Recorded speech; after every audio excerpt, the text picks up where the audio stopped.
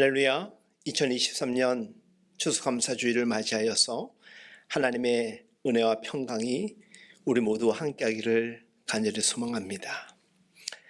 추수감사주일의 의미가 무엇이냐라는 이 진부한 질문과 답을 드리기보다는 해마다 그 의미가 점점 깊어지고 이렇게 커지는 것을 느끼며 고백할 수 있는 우리가 되기를 간절히 기도합니다. 시편 23편, 예수 믿는 사람들이 가장 좋아하는 성경 중에 성경이 아닐까 생각합니다. 다윗의 시입니다. 여호와는 나의 목자시니 내게 부족함이 없으리로다. 그가 나를 푸른 풀밭에 누이시며 쉴만한 물가로 인도하시는도다. 그냥 읽으면 굉장히 평탄한 인생을 살고 늘 형통했을 복받은 인생들만의 고백 같은 느낌을 주는 것은 공통된 생각일 것입니다. 그리고 실제 그와 같은 내용으로 그 이야기는 우리에게 전해지는 것 또한 사실이죠. 그러나 신앙 연력이 있으신 분들은 잘 아실 것입니다. 이 고백의 주인공인 구약의 다윗이라는 이 사람의 생애에 대해서는 알게 되면 그 생애가 결코 만만치 않았겠다라는 것을 우리는 알 수 있습니다. 그는 이스라엘 왕이었습니다. 그러나 그 왕이 되는 과정은 매우 험난했습니다. 어렸던 시절 형들은 블레셋과의 국군을 건 전투에 나가게 됩니다. 다윗이 너무 어려서 아직 군대에 가지 못했을 그때에 부모님들이 형들이 잘 있나 보고 오라고 하여서 그는 전선에 나가게 됩니다. 그곳에서 이스라엘 군이 승리하는 모습을 늘 보았으면 좋았을 것을 계속적으로 지는 것만을 보게 됩니다. 그 가장 큰 이유가 대적하는 적군인 블레셋의 대장 골리앗이라는 전사 때문이었습니다. 모든 이스라엘이 떨고 숨고 패퇴하는 것을 그는 늘 보았습니다.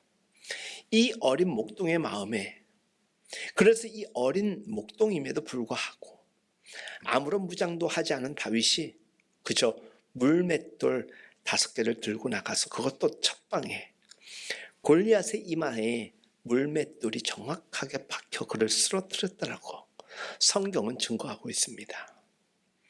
이로 그는 나라의 영웅이 됩니다. 이뿐만이 아닌 더 많은 좋은 일들이 일어나면서 그는 많은 백성들로부터 사랑을 받게 됩니다. 백성들로부터 인기가 하늘을 치솟습니다. 그렇게 되자 사울 왕의 시기를 받게 됩니다. 결국 그는 피난살이에 몰리게 됩니다. 어디까지 도망을 갔을까? 적국인 블레셋의 망명을 할 정도로 그야말로 공고하고 고통스럽고 막막한 피난살이를 여러 해를 보내게 됩니다. 자기를 따르는 휘하의 그 추종자들은 이름 없는 사람들 뿐이었고 그들을 먹여 살려야 하는 이중고를 겪으면서 사무엘서에 나오는 한 기록에 의하면 한 번은 너무 어려운 일을 당할 때 그는 울 기운이 없을 때까지 울었다라고 고백합니다. 그 어려운 시기를 지나 사울왕이 죽고 자기 민족들을 위하여 추대되어서 그는 왕이 됩니다. 왕이 되어서 나라를 잘 다스리고 또 나라를 부강하게 만들었지만 이내 큰 실수를 하게 됩니다. 부하 장수의 아내인 밧세바를 범하여서 모든 국민 앞에 창피를 당하고 하나님 앞에 엄중한 경고와 그 회개를 하게 되지요. 그가 자신의 실수의 핵심되는 죄를 깨우치고 다른 시편에 기록된 말씀을 보면 너무 울어서 침대가 둥둥 떠다녔다, 눈물로 침상을 띄웠다라고 표현하고 있습니다. 그 외적인 외로움을 당했을 뿐만이 아니라 내적인 어려움도 있었을 것입니다. 여러분들도 인생을 살면서 경험했었거나 또는 앞으로 하실 일 중에 하나는 이유 없이 외적인 고난을 당하는 것은 매우 억울하고 어렵지만 자기 자신이 너무 못났다라는 이 생각을 들고 그것을 알게 될 때는 그 외적인 어려움과 아픔은 비교할 수 없다라는 것입니다. 다윗의 아픔과 어려움, 외로움은 자기 자신의 미련한 판단과 선택, 부족함 때문이었습니다. 이런 상황에 이르게 되면 누구나 할 것 없이 존재의 근거와 존재의 힘과 그리고 살아갈 이유와 방향을 잡을 수가 없게 됩니다. 자기 존재가 분해되는 것 같은, 차라리 그냥 없는 게 낫겠다. 더 살아서 무슨 의미가 있을까 싶을 정도의 외로움과, 그래서 많은 사람들이 극단적인 선택을 하게 됩니다. 다윗도 아마 그러한 심정이었던 것 같습니다. 말년에 그가 가장 사랑하는 아들 압살롬에 의한 반역으로 쫓겨다니게 되죠. 결국 이 스토리는 다윗이 이기는 이야기로 끝나지만, 다윗이 뒤쫓던 부하 장수들이 결국 반역을 깨한 압살롬과 그의 추종자들을 이겨 다시 그를 왕권으로 세우지만, 그 와중에 아들은 죽게 됩니다. 나가서 싸우는데 이런 일이 있었습니다. 다윗이 하도 아들 걱정을 해서 전투를 끝내고 돌아오는 장군에게 압살롬은 무사하냐라고 묻습니다. 그때 조금은 서운하고, 좀 기분이 안 좋았을 휘하 대장이 이렇게 불평을 늘어놓습니다. 왕께서는 어찌 적군의 걱정은 하면서도 자기 휘하의 장수와 군사들 걱정은 안 하십니까? 라는 비난을 할 정도에 이르게 됩니다. 그런 인생의 경험을 가진 사람이 오늘 본문 시편 23편을 이와 같이 고백했던 것입니다. 놀랍지 않습니까? 그러니 오늘 설교 처음에 말씀드렸던 것처럼 어찌 23편의 말씀을 읽고 묵상하면 참 이 사람의 인생은 평안했을 것이고 평탄했을 것 같다라고 여겨지는 그 마음이 싹 사라지죠. 저도 우리처럼 살았구나. 저도 우리처럼 어려움이 많았구나. 그런데 그는 이렇게 고백하고 있구나. 우리 삶도 너무나도 다이나믹하지만 여전히 그래서 우리의 삶의 자리에서 하나님을 찬양할 이유가 이에게서 우리는 찾을 수가 있고, 이 시편 23편을 통하여서 새 힘을 얻고 새 소망을 갖게 되는 것 아니겠습니까? 이 말씀을 읽으면서 저와 여러분들은 질문하게 됩니다. 도대체 인생이 무엇이길래? 도대체 신앙이 무엇이길래? 우리 인생의 주인이신 하나님은 누구시길래? 라는 이 질문을 진지하게 떠올릴 수밖에 없습니다. 다윗이 자기의 인생을 여호와는 나의 목자시니 내게 부족함이 없고 그가 나를 푸른 초장과 쉴만한 물가로 인도하셨다라고 얘기하는 것은, 말하자면 이런 배경과 함께 우리가 겉보기로 판단할 수 없는 깊은 성경의 이해가 있구나라는 것을 우리는 도전받게 되는 것입니다. 그런 성경적 이해에 관한 그 하나의 실마리를 풀어줄 수 있는 말씀이 바로 시편 1편 말씀이 아닐까 생각합니다. 제가 읽어드리겠습니다. 복 있는 사람은 악인들의 꾀를 따르지 아니하며 죄인들의 길에 서지 아니하며 오만한 자들의 자리에 앉지 아니하고 오직 여호와의 율법을 즐거워하여 그의 율법을 주야로 묵상하는도다. 그는 시냇가에 심은 나무가 철을 따라 열매를 맺으며 그 잎사귀가 마르지 아니한 같으니 그가 하는 모든 일이 다 형통하리로다. 악인들은 그렇지 아니하며 오직 바람에 나는 겨와 같도다. 그러므로 악인들은 심판을 견디지 못하며 죄인들이 의인들의 모임에 들지 못하리로다. 무릇 의인들의 길은 여호와께서 인정하시나 악인들의 길은 망하리로다. 시편 전체의 이 서문격인 전체를 요약하는 아주 중요한 시가 아닐까 생각됩니다.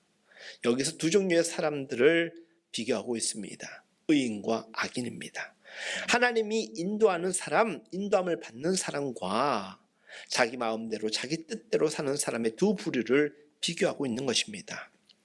복 있는 사람은 악인들의 꾀를 따르지 않고 죄인들의 길에 서지 않고 오만한 자들의 자리에 앉지 않고 오직 여호와의 율법을 즐거워하며 그의 율법을 묵상하는 자로다. 주야로 밤낮으로 24시간 내외, 유기성 목사님의 말씀처럼 예수와 동행하는 인생, 눈 뜨면 우리와 함께 하시며 우리 곁에 계시는 주님을 묵상하며 시작하며 무엇을 결정하고 무엇을 하든지 예수님이라면 어떻게 하셨을까라는 그 마음으로 살아가는 인생, 그런 인생이 바로 주야로 묵상하는 인생이며, 그런 인생에게 하나님은 이와 같은 복된 삶을 이끌어 주신다라는 것입니다. 쉽게 시편 1편의 말씀은 이렇게 하면 복을 받는다라는 그런 어법은 아닙니다. 이렇게 하면 복 받는다라는 것이 아니라 복 받는 사람은이라며 수동태로 우리에게 말을 하고 있는 것입니다. 복 있는 사람이 되려면 이렇게. 그것이 바로 악인들의 꾀를 따르지 않고 죄인들의 길에 서지 않고 오만한 자들의 자리에 있지 않도록 인도함을 받는 하나님의 복된 사람이라는 것인데, 그런 자는 어떤 사람이다? 여호와의 율법을 즐거워하며 주야로 묵상하는 자로다. 그럼 그 악인들은 하나님이 내버려 두고 버린 사람일까? 그런 개념은 아니고 복받는 자의 현실을 이해하도록 한 설명입니다. 시편 119편을 보면 이 말씀을 이렇게 이야기하는 것 같습니다. 여호와여, 주의 말씀대로 주의 종을 선대하셨나이다. 내가 주의 계명들을 믿사오니 좋은 명철과 지식을 내게 가르치소서. 고난 당하기 전에는 내가 그릇 행하였더니 이제는 주의 말씀을 지키나이다. 주는 선하사 선을 행하시오니 주의 율례들로 나를 가르치소서. 교만한 자들이 거짓을 지어 나를 치려하였사오나 나는 전심으로 주의 법도들을 지키리이다. 그들의 마음은 살쪄서 기름덩이 같으나 나는 즐거워하나이다. 고난당한 것이 내게 유익이라. 이로 말미암아 내가 주의 율례들을 배우게 되었나이다. 주의 입의 법이 내게는 천청 금은보다 좋으니이다. 이렇게 이분법적으로 착하고 순종적이어서 선한 길을 가는 사람과 자기 마음대로, 자기 뜻대로, 자기 욕심을 채우기 위하여 수단 방법을 가리지 않는 사람, 이렇게 나누는 것 아니라, 하나님이 우리 인생에 개입하셔서 우리에게 인생이 무엇이고 세상이 무엇이고 죄가 무엇이며 우리에게 진정으로 가치 있는 것이 무엇인지를 가르침을 받는 자와 그것을 거부하는 사람을 의인과 악인의 구별로 보는 것입니다. 무엇을 하고 하지 않고 무엇을 저지르고 또 무엇을 순종하였느냐, 그 기준을 넘어서서 하나님이 이 연약하고 무지한 우리들에게 개입하셔서 가르침을 주실 때 그것을 받아들이느냐 거부하느냐, 그것으로 우리에게 1차적인 구별이 있다는 것입니다. 그 가르침을 거부한다는 것은 70절 말씀에 이렇게 기록되어 있습니다. 그들의 마음은 살쪄서 기름덩이 같으나 나는 주의 법을 즐거워하나이다. 성경의 각 줄을 보면 살쪄서라는 이 표현이 마음이 둔하여 기름에 잠긴 같으나 라고 기록되어 있습니다. 이 번역이 훨씬 더 쉽게 우리에게 다가옵니다. 자기의 욕심을 채우고 헛된 것으로 기쁨을 삼기 때문에 더 이상 생각하고 진정한 가치를 추적할 마음이 없다라는 것입니다. 좋은 그리스도인들은 말씀을 묵상을 많이 합니다. 생각을 많이 한다라는 것입니다. 기름에 잠겨서 만족하고 있다라는 이 표현은 악인이 그렇다라는 것이며, 우리 배부르면 그렇지 않습니까? 빤사 귀찮습니다. 게으른 여유라고 할까요? 그러나 복 있는 사람은 하나님이 그렇게 놔두지 않습니다. 꼭 어려워만 이 복을 받는다라는 개념 아닙니다. 어려워도 이 복은 충분히 받을 수 있습니다. 실패와 모자람 속에서도, 잘못된 것들 속에서도 인생이 무엇인가, 인간은 누구인가, 무엇이 진정한 복이냐를 끊임없이 가르쳐 주시는 하나님의 말씀을 듣고자 하는 자는 복된 사람이 되는 것입니다. 우리말에 만사형통이라는 표현이 있죠. 바로 그것입니다.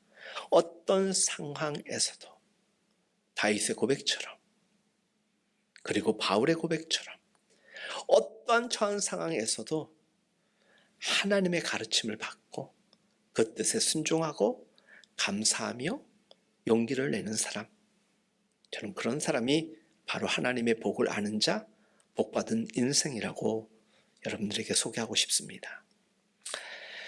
복 있는 사람은 이런 것과 상관없이 성공하면 감사하게 되고 실패하면 기도하는 쪽으로 인도함을 받습니다. 왜 그렇습니까?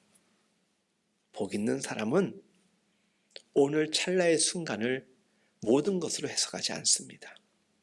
그렇지 않은 자들 생각해 보십시오. 우리가 그럴 때가 많은 것 같습니다. 하나님이 간섭하시지 않는다라고 생각하며 어떤 때 또 잘 되면 자기를 자랑하고 자기를 드러내면서도 실패하면 하나님을 원망합니다. 자기의 연약한 것, 부족함을 탓하지 않습니다. 자기의 선택에 대한 반성이 없습니다. 하나님이 도우시지 않는 것에 대한, 하나님의 부재에 대한 원망만을 합니다. 우리가 감사와 기도를 올릴 수 있는 것은 모든 것이 하나님의 은혜임을 알기 때문입니다. 우리가 오늘 예배 찬양으로 은혜라는 찬양을 당연한 것 아니라 은혜였어라는 그 고백이 하나님의 복을 진정으로 알고 있는 자의 고백입니다. 심지어 그것이 탄식 가운데 나온다 할지라도 그것은 하나님을 향한 감사인 것이죠. 지금 여러분들이 어떤 현실 속에 있으신지 저는 정확하게 모르겠지만 우리가 우리의 인생을 돌아볼 때마다 공통적으로 서로 공감할 수 있는 것이 바로 이것 아닙니까? 인생은 어려운 일이 많다. 아니, 어려운 일이 대부분일 때가 참 많습니다. 그런데 이제 현재가 어려우면 이렇게 되돌아본 자기의 인생길이 모두가 고난만 보이는 것이 사실인데 억울했던 일들만 가득했던 것처럼 여겨지는데 그렇다고 기뻤던 일이 없었느냐? 또 그건 아닙니다. 그런데 유독 우리에게는 고통과 고난과 아픔의 순간이 너무나도 생생하게 남아져만 있습니다. 그런데 그 순간도 언제 어느 때의 이야기로 지나간 과거일 뿐입니다. 그리고 그렇게 사실 느껴지지 않습니까? 그때 어떻게 그걸 이겨냈는지 몰라. 그런 얘기 하지 않습니까? 결국 우리 인간의 이 기쁨이라는 것, 행복이라는 것, 불행이라는 것, 고통이라는 이런 것들은 하지 않아도 되는 순간에 불과한 것이고 해도 그 자체로 인생 전체를 뒤흔들 만한 그 어떤 것이 될 수가 없다라는 것입니다. 시편 1편으로 돌아오면 이와 같은 말씀이 있습니다. 악인들은 그렇지 아니하며 오직 바람에 나는 겨와 같도다. 악인들은 그렇지 않으며 악인들은 어떠하다라는 것입니다. 감사하지 않는다라는 것입니다. 생각하지 않는다라는 것입니다. 그래서 바람에 나는 겨와 같이 휘휘 날아다닐 뿐입니다. 누가 우리에게 참 당신의 인생 가볍습니다라고 이야기하면 기분 정말 나쁘죠. 바람에 날리는 겨와 같은 인생일 때 그런 소리 듣는 것입니다. 그는 시냇가에 심은 나무가 철을 따라 열매를 맺으며 그 잎사귀가 마르지 아니한 같으니 이건 누구입니까? 의인입니다. 우리 인생을 두고 이와 같은 고백이 이어질 수 있기를, 이와 같은 칭찬이 하나님으로부터 들려질 수 있기를, 느껴질 수 있기를 간절히 바랍니다. 우리가 영향을 받으면, 섭취하면 성장합니다. 나무도 그렇게 성장하는 것이고 그렇게 결실을 맺는 것입니다. 그러나 악인은 그렇지 않습니다. 잠깐의 형통을 즐길 뿐 조금만 힘들어도 바람에 나는 겨와 같이 되는 것입니다. 여러분들 인생을 살아가는 누군가에게 생각이 있고 없고는 매우 중요합니다. 생각이 없다라는 것은 생각을 해야 된다라는 정도가 아니라 인생의 가치가, 그래서 그 가치의 진정한 내용을 의논하고 요구하고 기도하고 소원해야 되는 것으로 깨우침을 가질 수 없는 형편에 있을 때 생각이 없는 것입니다. 생각은 깊게 하고 싶어서 할 수 있는 것이 아닙니다. 시간이 필요하고 과정이 필요하고 여러 가지 상황들이 거듭되면서 성숙이라는 과정을 겪으면서 그만큼의 생각을 할 수 있게 되는 것입니다. 어린이라는 표현이 어리석음이라는 뜻에서 시작됐다고 하죠.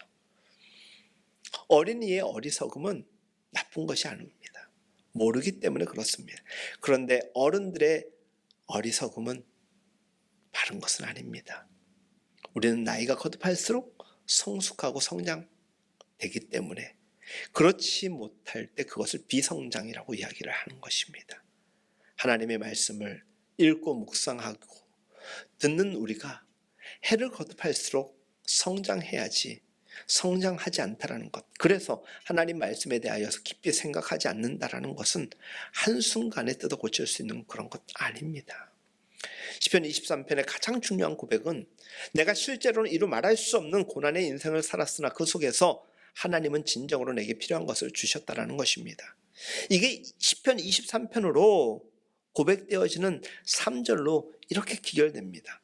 내 영혼을 소생시키고 자기 이름을 위하여 의의 길로 인도하시는도다. 소생이라는 말을 단어 사전에서 찾아보니까 거의 죽어가던 상태에서 다시 살아났다라는 표현입니다.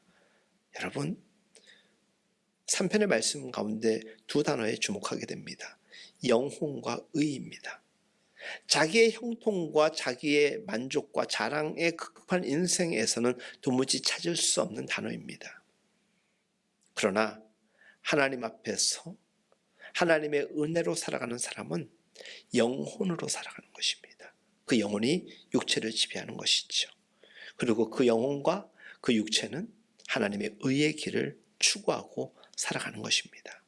내 영혼을 소생시키시고 자기 이름을 위하여 의의 길로 인도하시는도다. 결국 하나님의 은혜를 입은 사람은 하나님의 인도하심으로 하나님의 의를 추구하며 살아가는 것입니다. 그리고 그것이 그 어떤 고통과 어려움 속에서도 감사고 또 복으로 고백되어지는 것입니다. 사랑하는 여러분, 다윗은 이 고백에서 하나님 앞에 감사할 뿐만 아니라 이런 믿음을 고백함에 있어서 4절에서 이와 같은 고백을 합니다. 내가 사망의 음침한 골짜기로 다닐지라도 해를 두려워하지 않을 것은 주께서 나와 함께 하심이라. 겁날 것이 없다라는 것입니다. 주께서 내 원수의 목전에서 내게 상을 차려주시고 기름을 내 머리에 부으셨으니 내 잔이 넘치나이다 라고 고백합니다. 여기서 원수는 누구입니까? 악인들입니다. 악과 선이 싸우고 있어서 악인을 원수라 그러는 것이 아니라 그들이 원수인 까닭은 하나님을 찾을 필요 없이 인간이 스스로 필요와 욕심을 채울 수 있고 자기를 증명할 수 있다라고 조롱하는 자들이기 때문에 원수라고 하는 것입니다.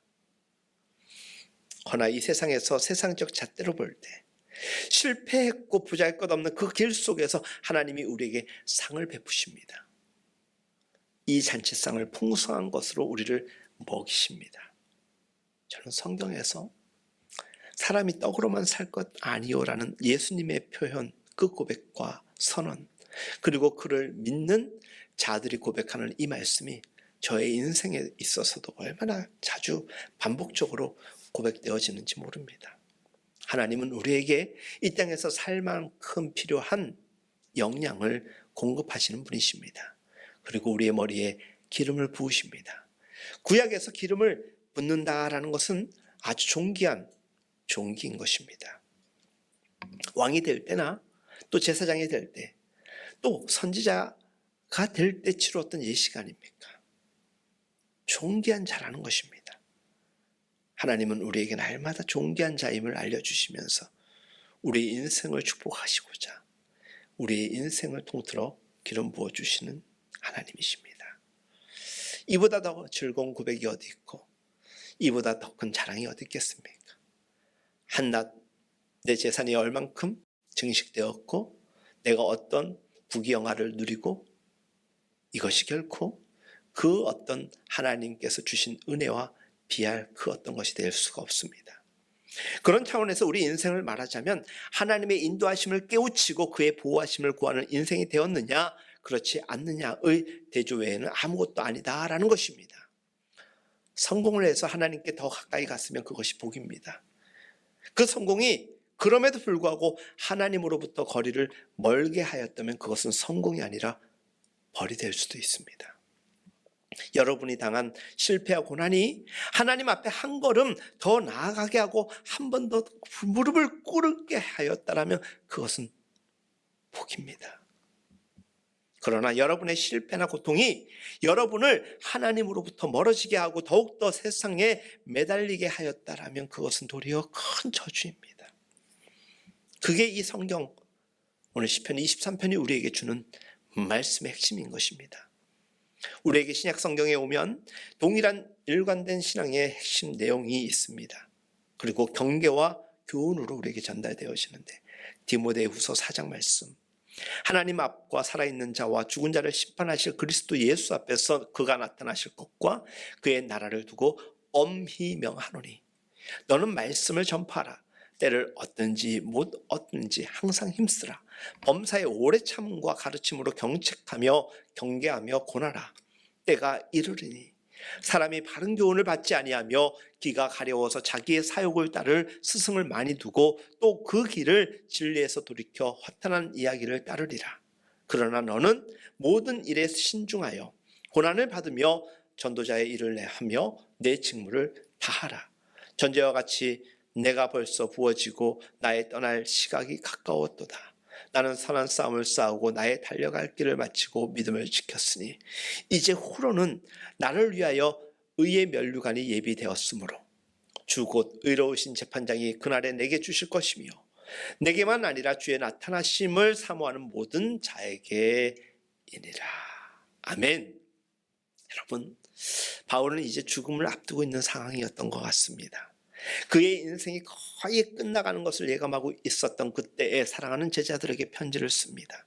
단 하나, 이 핵심을 꼭 확인하고 그의 생애를 마치고 싶었던 것인데 그것이 바로 1절에 하나님 앞과 살아있는 자와 죽어있는 자를 심판하실 그리스도 예수 앞에서 그의 나타나실 것과 그의 나라를 두고 엄히 명하노니, 권하노니가 아니라 명하노니 너 이건 믿어야 된다. 죽고 살고의 문제라는 것입니다. 인생의 끝이 무엇입니까? 역사의 종점이 어디에 있습니까? 인생이 방향과 목표를 어디다 두어야 하고 또 무엇으로 내용을 삼아야 하는가, 그거에 대한 분명한 인식과 그거에 대한 선택을 하는 그 자리가 바로 우리 인생의 매 순간에 끝이 될 수도 있고 시작이 될 수도 있습니다. 심지어 역사의 종점이 될 수도 있고 역사의 새 출발점이 될 수도 있는 것입니다. 가장 중요한 것은 내가 지금 여기서 하나님 앞과 산자와 죽은 자를 심판할 그리스도 예수 앞에서 살아가고 있는가, 하나님을 인식하고 있는가, 하나님과 동행하고 있는가, 바로 그것입니다. 사랑하는 여러분, 우리의 삶을 두고 그게 어떤 상황의 정황이었던 간에 하나님 앞에서, 예수 그리스도 앞에서 살아있는 신앙의 증거와 표현이 되어야 하는 것입니다. 그런데 이 표현들이 자칫 사도 바울이 기독교 역사에 가지는 너무나 높은 지위와 명성 때문에 어떤 훌륭한 인생을 사는 멋진 업적을 남긴 자의 교훈같이 기억이 됩니다. 바울은 그런 뜻으로 얘기하지 않았습니다. 자신이 얼마나 위대하고 자신이 한 일이 어떻게 기독교 역사의 중요한 몫을 차지할 것인지에 대하여서 본인은 전혀 몰랐을 것입니다. 그걸 모르고 죽었습니다. 하나님과 세상과 사람 앞에서 그는 그냥 열심히 살았습니다. 그냥 은혜가 감사했던 것이고 은혜에 반응하는 삶을 살았을 뿐입니다. 그 얘기를 했던 것입니다. 하나님의 인도하심과 예수 안에서 드러난 하나님의 뜻을 순종하며 살았던 것이고 그것을 엄히 명하고자 하였던 것입니다. 그게 생사의 기로가 되기 때문입니다. 그것이 어떤 업적을 만들어낼지 그것이 하나님의 손에 있다는 것을 그는 잘 알았습니다. 내가 나를 위하여 의의 면류관이 준비된 길로 가듯이 주의 나타나심을 사모하는 모든 자들이 이 길을 가라는 것이지 훌륭해지고 쓸모 있어야 한다라는 그 정도의 얘기를 한 것이 아닌 것입니다. 사랑하는 여러분, 우리 하나님의 인도하심을 확인할 수 있기를 바랍니다. 그것을 거부하는 인생이 되지 않기를 바랍니다. 의인과 악인의 차이라는 것이죠. 오늘 시편 23편과 시편 1편을 주로 말씀을 묵상하고 있습니다. 우리 신앙인들이 산다라는 것은 쓸모 있는 것이나 업적을 남기는 것이 아닙니다. 자기의 인생이 하나님 손안에 있는 것을 아는 자, 그래서 그것을 확인하고 믿는 자들이 하나님께 감사하며 사는 것이죠. 하나님의 복과 그것을 알므로 우리가 감사할 수 있는 것, 그것이 오늘의 우리의 예배가 되고 한 해를 돌이켜보는 추수감사주일의 모습이어야 하는 것입니다. 우리 삶의 결실이라는 것, 하나님이 나를 통하여서 그 어떤 형태적 결과를 두고 이야기하고자 하는 정도를 뛰어넘어서 나 자신이 되어야 합니다. 하나님, 내가 당신의 결실입니다. 올 한 해 제가 당신을 위하여 한 삶의 모습 아시지요? 어땠습니까? 또 평가받는 추수감사 주일이었으면 좋겠습니다. 시냇가에 심기은 나무가 되었으면 좋겠습니다. 때로는 홍수처럼 범람한 가운데서도 그 뿌리가 튼튼하여 쓸려나가지 아니하고 버틸 수 있었고, 지금은 풍성한 잎과 과실을 맺을 수 있는 것은 하나님의 지키심과 인도하심, 때를 따라 열매를 맺는 나무라는 것입니다. 때로는 혹한의 추위가 있었고, 때로는 더위가 있었고, 폭풍이 있었고, 비바람이 있었는데 어느덧 열매를 맺는 나무. 여러분, 우리 인생의 고통과 아픔이 왜 없겠습니까? 지금도 그 과정 가운데 있는 분들이 있을 것입니다. 지금 감사한 열매가 있는 분들은 오늘이 우리에게 영적 추수감사주일이고, 우리들 가운데서 너무 안타까운 마음으로 하나님께 감사할 것이 없습니다. 심지어 하나님, 왜 내 인생은 이렇게 힘듭니까? 라고 이야기하고자 오늘 솔직한 마음으로 하나님 앞에 예배드리는 분들은 다음 달이, 2월달이, 3월달이, 내년이 추수감사주일이 될 수도 있는 것 아니겠습니까? 중요한 것은 우리는 때를 따라 열매를 맺는다라는 것입니다. 이때 감사할 수 없다고, 이때 불평한다라고 하여서 우리 인생의 전체를 해석하지 마십시오. 얼마나 세상과 사람들 앞에서 내가 하나님의 살아계심을 확인하고 있는지, 하나님이 일하고 계심을 확인하고 있는지가 우리에게 에너지가 되고 능력이 될 것입니다. 사랑하는 여러분, 각자 다른 삶의 상황과 배경과 조건 속에서 이 동일하신 하나님이 모세에게 나타나셨을 때 하신 말씀처럼 나는 너의 조상의 하나님, 아브라함의 하나님, 이삭의 하나님, 야곱의 하나님이니라. 이런 표현은 무시무시한 표현이죠. 그의 신실하심의 무한한 시간적 확인인 것입니다. 이 말씀은 나는 너희 조상의 하나님, 아브라함의 하나님, 이삭의 하나님, 야곱의 하나님, 누구누구의 하나님, 지금은 너의 하나님, 저의 하나님이라는 것입니다. 신약에서는 이와 같이 표현합니다. 나는 너희를 종되었던 애굽하에서 해방시킨 너희의 구원자 하나님이었다면 이제 나는 내 아들 예수를 너희에게 준 너의 아버지니라 라고, 여전히 내가 너와 함께하며 너를 위하여 일하고 있다는 것을 확인시켜 주시는 것입니다. 하나님의 은혜를 확인하고 그것에 대하여서 다시금 감사하는 자리가 추수감사주일입니다. 감사절, 감사하자는 것입니다. 억지로 찾으라는 이야기가 아닙니다. 여러분, 설교 중에 생각 좀 해야 된다라는 그런 맥락의 이야기가 있었죠. 한순간에 그렇게 생각한다고 될 일은 아니지만 곰곰이 인생을 곱씹어 생각을 하면 은혜 아니면 가능하지 않는 우리의 삶입니다. 하나님이 우리에게 은혜를 베풀어 주셔서 우리의 삶의 어떤 형태를 가지고 하나님께 보고하는 그 정도의 감사가 아니라 속에 있는 것, 나 자신을, 여러분 자체를 하나님께 드리는 감사절기가 되어야 됩니다. 여러분, 내 영혼을 소생시키시며 자기 이름을 위하여 우리를 의의 길로 인도하시는도다. 그런 인생이 내가 사망의 골짜기를 다닐지라도 해를 두려워하지 않을 것이며, 왜? 살아보니 힘든 건 참 맞는 말인데 살만하다. 하나님이 함께 하심으로. 이사야서에 핏투성이가 될지라도 너는 남아있으라. 그 말씀을 기억하십시오. 세상에서 비록 그렇게 살 수밖에 없는 형편이 우리에게 있을지라도 우리에게 주시고 우리에게 약속된 소망은 훨씬 더 큰 것이기 때문에, 그래서 다윗은 고백합니다. 내가 사망의 골짜기를 다닐지라도 해를 두려워하지 아니할 것은 여호와가 나와 함께 하시기 때문이다라는 것입니다. 멋진 신앙의 모습은 무엇일까 생각해 봅니다. 해를 거듭할수록 비례적으로 성장하는 그리스도인입니다. 왜냐하면 신앙은, 에너지는, 믿음은, 하나님의 능력은 누적되는 것입니다. 10년이면 10년만큼, 30년이면 30년만큼, 50년이면 50년만큼 이 믿음이 여러분들에게 있다면 그 은혜 때문에라도 모든 고통과 아픔과 역경도 이겨낼 수 있었던 것이고 지금도 이겨낼 것입니다. 사랑하는 여러분, 인생살이 속에서 하나님의 일하심이 다윗에게 있어서도 그랬듯이 그의 실패와 그의 억울함과 그의 고통 속에서도 하나님이 일하셨듯이 우리와 함께 할 것입니다.